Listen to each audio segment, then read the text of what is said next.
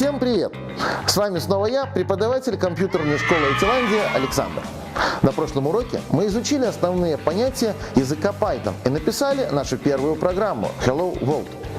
У нас у всех все отлично получилось. Давайте продолжим изучать Python дальше. Сегодня я помогу тебе разобраться с переменными и типами данных, а также заставим программу здороваться с нами. Итак, я думаю, что ты замечал, что все действия, которые мы выполняем над чем-то, какими-то предметами или объектами. Мы меняем свойства объектов и их возможности. Программы для компьютеров также манипулируют такими же объектами. Назовем их данными. Данные, конечно же, бывают разные. Например, для вычисления примеров используют числа. Но ведь числа тоже бывают разные. Они бывают целыми или дробными. А чтобы писать и отправлять сообщения, нужны другие символы, буквы или слова. Так вот, при знакомстве с языком программирования Python мы точно столкнемся с тремя типами данных. Integer – целые числа, положительные, отрицательные, а также 0. Float – это числа с плавающей запятой, то есть числа с дробной частью. Кстати, в Python обязательно разделителем целой и дробной части служит именно точка. Это нужно запомнить. Ну и, конечно же, строковый тип данных – набор символов, заключенных в кавычки, который включает в себя и символы, и целые слова, и предложения. Это string. Нужные нам типы данных мы рассмотрели, а теперь давай разберемся, как мы эти важные знания будем применять. И так, как в реальной жизни мы можем хранить предметы в коробках, так и с данными в программе. Данные хранятся в памяти компьютера, но их у нас может быть много, поэтому коробки нужно подписывать.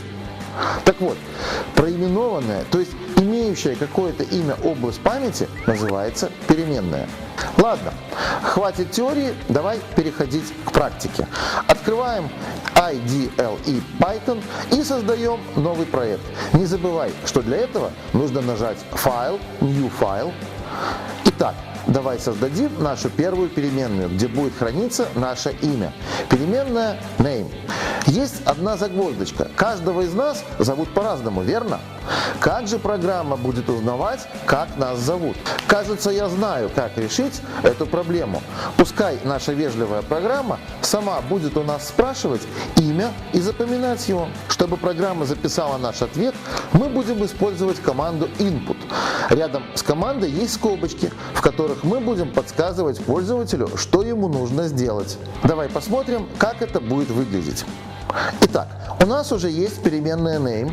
Теперь после названия переменной ставим знак равенства, чтобы указать программе, что считанный ответ нужно записать именно в эту переменную. А после знака равно пишем команду input. Я вежливая программа, а как зовут тебя? При запуске программы будет выводиться сообщение, которое мы написали в скобках, и пользователь будет понимать, что ему на клавиатуре нужно написать свое имя. После того, как пользователь введет свое имя и нажмет кнопку Enter, программа запомнит его имя, но она все еще не умеет здороваться. Так, давай выведем сообщение приветствия. Чтобы это сделать, нужно добавить команду print, которая выводит на экран то, что записывается в скобках.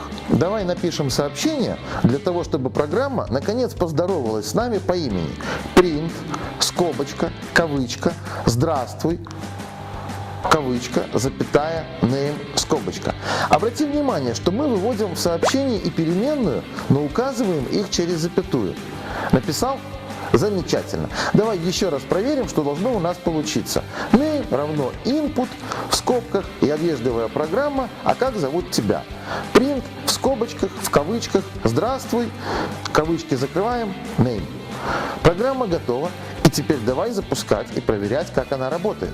Смело нажимай кнопку F5 или Run модуль. Если у тебя все написано правильно, то должно показаться наше сообщение, как у меня. Если у тебя не так, то перемотай назад и проверь еще раз, правильно ли ты написал программу. Далее, нужно ввести свое имя на клавиатуре и нажать на клавишу Enter. Программа поздоровается с нами по имени. Смотри, как здорово получилось у меня. Не думай, что команды input и print могут использоваться только для приветствия. Вводить и выводить данные нам понадобится очень часто, поэтому советую тебе запомнить эти команды и потренироваться использовать их самому. Напиши программу, которая будет не только спрашивать твое имя, но и узнавать, сколько тебе лет, где ты живешь и так далее. Договорились? Это будет домашним заданием. Если не знаешь, как это сделать, либо ты подзабыл, перемотай видео и вспомни еще раз, какие команды мы используем. А я жду тебя на следующем занятии. Там мы познакомимся с ветвлением и создадим свою собственную викторину. Удачи и до скорой встречи. Пока!